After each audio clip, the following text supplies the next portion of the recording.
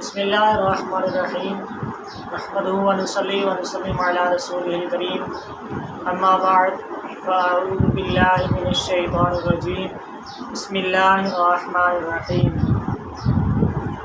ناظرین، آج ہم پڑھیں گے سورۃ البقرہ کا سبق نمبر 31، جس کے اندر آج ہم پڑھیں گے کہ اس صحرا کے اندر، جس صحرا کے اندر نہ سبزہ تھا نہ پانی تھا، بالکل چٹیل میدان تھا، اس کے اندر اللہ تبارک و تعالیٰ نے بنی اسرائیل پر کیا کیا نعمتیں اتاری۔ اللہ تبارک و تعالیٰ نے ارشاد فرمایا وَظَلَّلْنَا عَلَيْكُمُ الْغَمَامَ وَأَنزَلْنَا عَلَيْكُمُ الْمَنَّ وَالسَّلْوَىٰ كُلُوا مِن طَيِّبَاتِ مَا رَزَقْنَاكُمْ وَمَا ظَلَمُونَا وَلَٰكِن كَانُوا أَنفُسَهُمْ يَظْلِمُونَ۔ اور ہم نے وَظَلَّلْنَا عَلَيْكُمُ الْغَمَامَ، اور ہم نے صاحبان بنایا تمہارے اوپر ابر کو، یعنی بادل کو، وَأَنزَلْنَا عَلَيْكُمُ الْمَنَّ وَالسَّلْوَىٰ، اور ہم نے تمہارے اوپر من اور سلوہ اتارا۔ کُلُوا مِن طَيِّبَاتِ مَا رَزَقْنَاكُمْ، کہ کھاؤ تم ہماری پاکیزہ اور ستھری چیزیں۔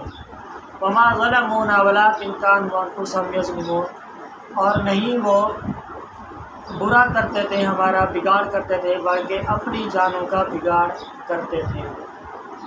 تو اس آیت کریمہ کے اندر اللہ تبارک و تعالیٰ نے یہ جو فرمایا وَظَلَّلْنَا عَلَيْكُمُ الْغَمَامَ، کہ ہم نے ابر کو تمہارے اوپر، بادل کو تمہارے اوپر صاحبان بنایا۔ فرعون جب غرق ہو گیا تو بنی اسرائیل کو لے کر حضرت سیدنا موسیٰ علیہ نبینا علیہ السلام دوبارہ مصر کے اندر آباد ہو گئے۔ تو ایک طویل مدت گزارنے کے بعد، طویل عرصہ گزارنے کے بعد، جب وہ مصر کا شہر بنی اسرائیل کو رچ چکا تھا، ان کے مستقبل ٹھکانے بن چکے تھے، تب حضرت موسیٰ علیہ السلام نے بنی اسرائیل کو حکم الہی سنایا کہ اللہ تبارک و تعالیٰ کا حکم ہے کہ اپنے ان لوگوں کو لے کر، اپنے امتیوں کو لے کر بیت المقدس کی طرف ملک شام میں تشریف لے جاؤ، اور وہاں جہاں حضرت سیدنا ابراہیم علیہ نبینا علیہ السلام اور ان کے اولاد مدفون ہیں، ان کے مزارات ہیں، وہاں جا کر آباد ہو جاؤ اور قوم عمالقہ سے بیت المقدس کو آزاد کراؤ، جہاد کراؤ۔ تو جب حضرت سیدنا موسیٰ علیہ السلام نے یہ سارا قصہ، یہ سارا حکم اللہ تبارک و تعالیٰ کا بنی اسرائیل کو سنایا، تو ان کے دل کے اندر یہ بات گزری کہ ہم تو صدیوں سے یہاں رہ رہے ہیں، تو لہٰذا ہم اپنا وطن یہاں سے کیوں چھوڑیں، اس کو کس طرح چھوڑیں، کیونکہ وہ ان کا اپنا مدفن بن چکا، اپنا گھر بن چکا تھا۔ تو شروع کے اندر تو انہوں نے ٹال مٹول کی، باتیں بنانا شروع کر دی، حضرت سیدنا موسیٰ علیہ السلام کو طرح طرح کی باتیں سنانے لگے کہ ہم نہیں جا رہے۔ تو آخر کار ان کو جانا پڑا۔ حضرت سیدنا موسیٰ علیہ السلام حضرت ہارون علیہ السلام کی معیت کے اندر جب وہ روانہ ہوئے چلے، تو پھر راستے کے اندر جو بھی ان کو کوئی سختی درپیش آتی، کوئی مشکل درپیش آتی، تو حضرت سیدنا موسیٰ علیہ السلام سے وہ شکایتیں کرتے ہیں۔ تو اللہ تبارک و تعالیٰ کو ان کو یہ عذاب پسند نہ آئی، اللہ تبارک و تعالیٰ کو، کہ یہ کس طرح کے صحابہ ہیں میرے نبی کے، کہ میں نے ان کو حکم دیا ہے، میرے نبی نے تو محض ان کو سنایا ہے، تو یہ ان کی بے ادبی کر رہے ہیں، بات پر ہر بات پر حضرت سیدنا موسیٰ علیہ السلام کو شکایتیں کرتے ہیں اور طرح طرح کی باتیں کرتے ہیں۔ تو اللہ تبارک و تعالیٰ کو یہ بات پسند نہ آئی۔ تو جب اس صحرا کے اندر پہنچے جہاں نہ سبزہ نہ پانی، کچھ بھی نہ تھا، ایک چٹیل میدان تھا، بالکل صحرا کا علاقہ، جب اس کے اندر پہنچے تو وہ قید ہو گئے۔ قید کس طرح ہوئے؟ جہاں بھی جاتے، جس طرح بھی جاتے، پھرتے آخر وہی جگہ آ جاتی جہاں سے وہ ان ہوئے تھے، اس میدان کے اندر۔ تو پھر آخر کیا ہوا کہ سب کا متفقہ فیصلہ ہوا۔ حضرت سیدنا موسیٰ علیہ السلام نے فرمایا اب یہیں اپنا مسکن بناؤ۔ وہیں پر انہوں نے خیمے بنا لیے، سارا کچھ ٹھہرنے لگے، رہنے لگے۔ تو پھر جب دھوپ کی شدت ہوئی، چونکہ درخت تو تھے نہیں، دھوپ کی شدت کی وجہ سے پھر حضرت سیدنا موسیٰ علیہ السلام کی بارگاہ میں آئے اور عرض کرنے لگے کہ ہمیں دھوپ، کڑکتی دھوپ، بہتے پسینے، لہٰذا ہم بہت مشکل میں ہیں۔ تو اللہ تبارک و تعالیٰ نے حضرت سیدنا موسیٰ علیہ السلام کی برکت سے، ان کی دعا کی برکت سے پھر ان کے اوپر ایک بادل کو بھیجا جو ہر وقت ان کے اوپر صاحبان کی طرح ایک شامیانی کی طرح سایہ کرتا تھا، وہ جدھر بھی جاتے وہ کبھی ان کے اوپر دھوپ نہ آتی، اور ایک نوری ستون آسمان سے زمین کی طرف منتقل کیا بنی اسرائیل پر، جو رات کے وقت جب چاند کی روشنی نہیں ہوتی تھی تو وہ چاند کی طرح روشن ہو جاتا اور چمکتا تو بنی اسرائیل خوش ہو جاتا۔ یہ دو چیزیں۔ اور آگے فرمایا وَأَنزَلْنَا عَلَيْكُمُ الْمَنَّ وَالسَّلْوَىٰ، تو اس چٹیل میدان کے اندر جب ان کو کچھ نہیں سوچتا تھا، جب وہ قید تھے ایک طرح کے، تو اللہ تبارک و تعالی نے ان پر من اور سلوہ اتارا۔ من اور سلوہ کیا تھا؟ حضرت سیدنا موسیٰ علیہ السلام کی معیت کی برکت تھی، ان کے ساتھ کی برکت تھی کہ اللہ تبارک و تعالی نے بنی اسرائیل کو جنت سے کھانا عطا کیا، آسمان سے کھانا عطا کیا۔ اب وہ کیا تھا من اور سلوہ کیا ہے، اب اس کے بارے میں ڈسکس کرتے ہیں۔ یہ جو من ہے اس کے بارے میں مختلف مفسرین اکرام کے اقوال ہیں، ان میں سے چند آپ کے سامنے رکھتے ہیں کہ من کیا ہوتا ہے۔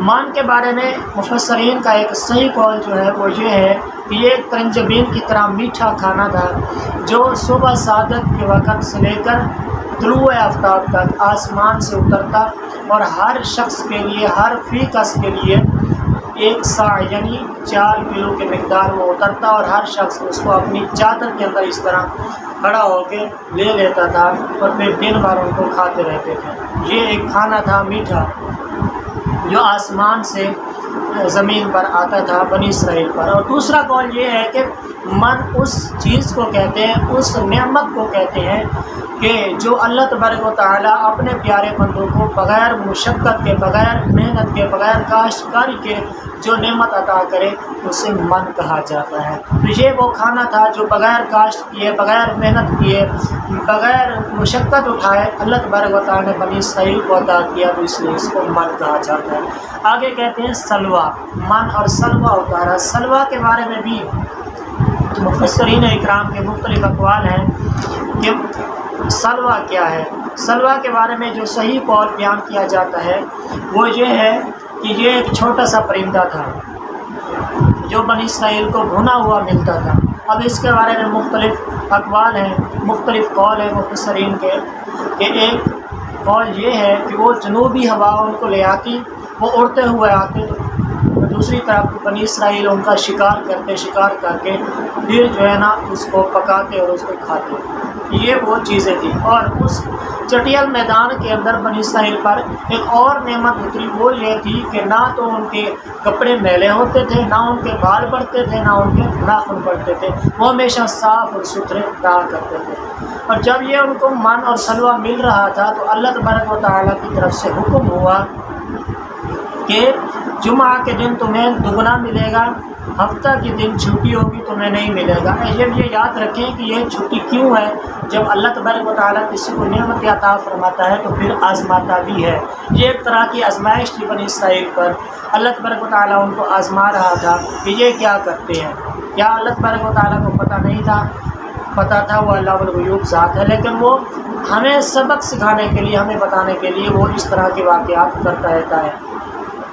تو بہرحال اللہ تبارک و تعالیٰ کا حکم ہوا کہ 6 دن تمہیں یہ کھانا ملے گا، جمعہ کے دن تمہیں دگنا ملے گا، ہفتہ کے دن نہیں ملے گا، 1 دن کا سٹور کر لینا، اس سے زیادہ کا نہ کرنا۔ اب یہ تاکید کی اللہ تبارک و تعالیٰ نے۔ تو بنی اسرائیل نے کیا کیا، جمعہ کے دن جب ان کو دگنا ملتا تو وہ اس کو تھوڑا تھوڑا کر کے کھاتے اور زیادہ اسٹور کر لیتے تاکہ ہمارا آئندہ سال کا یا اگلے جمعے کا، اگلے جمعے کا، اگلے جمعے کا، اس طرح جب انہوں نے اسٹور زیادہ کرنا شروع کر دیا، اکٹھا کرنا شروع کر دیا، جمع کرنا شروع کر دیا، تو پھر کیا ہوا، انہوں نے اللہ تبارک و تعالیٰ کے حکم کی نافرمانی کی، یعنی اس نعمت کا شکریہ ادا کرنے کے بجائے انہوں نے ناشکری کی، تو پھر اللہ تبارک و تعالیٰ نے ان پر سے وہ نعمت اٹھا لی، یعنی وہ کھانا آنا بند ہو گیا، پھر وہ پرندے آنے بند ہو گئے۔ یہ تھا آج کا سبق۔ انشاءاللہ آئندہ سبق کے اندر ہم پڑھیں گے کہ پھر جس طرف وہ جا رہے تھے، کہ جس جہاد کی طرف اللہ تبارک و تعالیٰ نے ان کو بھیجا تھا،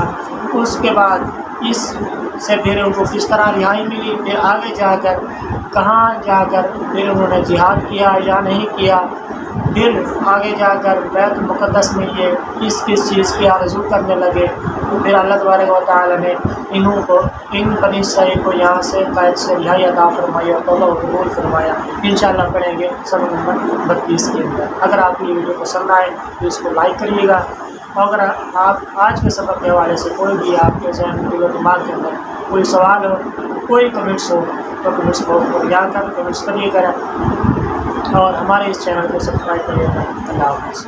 آمین بجاہ نبی کریم صلی اللہ علیہ وسلم۔